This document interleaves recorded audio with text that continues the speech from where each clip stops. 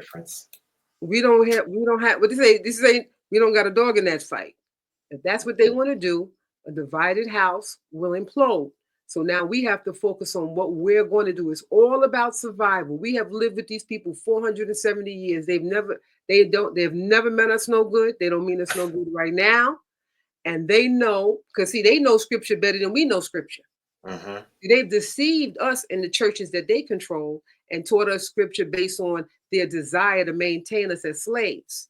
But they always knew that the slave was going to end up being the first. The last was going to be the first, and the first was going to be the last. So they've always prepared for that. That's why they know that we're the majority numerically. So now they're trying to run this country as the South Africans were running South Africa.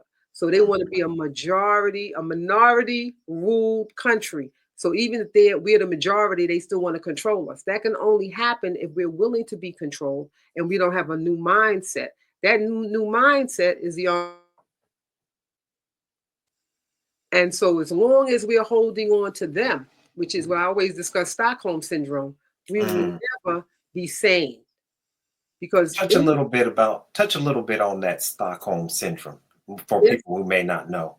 Stockholm Syndrome is when someone kidnaps you and holds you captive. They said you can have Stockholm Syndrome within a couple of weeks. Like a defense mechanism to ensure your survival. You know this person has you. They can do whatever they wanted to you. So what you do is you try to make them happy to ensure your survival.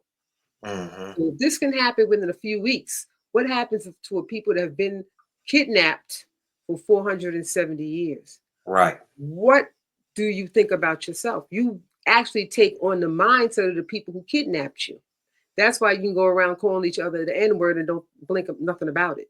This is the reason why we're running around trying to join the armed forces to fight another country. And these people have done nothing to us. That's why that brother he was in Florida and he ended up going to the military and he's in Niger, getting killed by a black man because you're a black man over in Niger. You know nothing about American foreign policy, but you're over there willing to fight and die for the very people that kidnapped your people and brought them here and held them in captivity all of this time.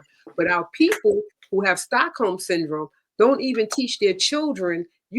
My children used to get those little flyers. As soon as they get to high school, they would get those military things in the mail, and I would hand it to them and say, "What are you supposed to do with that?" And they would rip them up and throw them in the trash because Mama said we don't do that.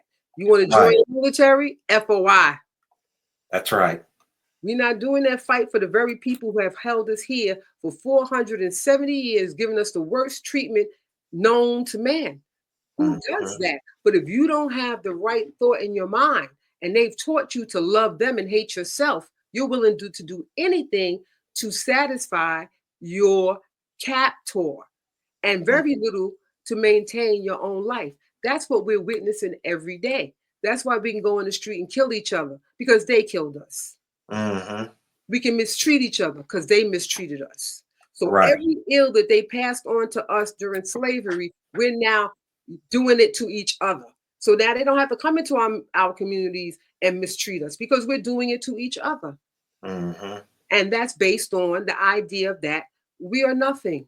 We have no value unless white people tell us we have value. So when they call us to the military, white men said we have value. So now we can go to the military. Master said we have value. We can go to the polls and vote for somebody who has no interest in us. Only every 4 years they come into our community and get our vote. And you ask them, what did Janet say?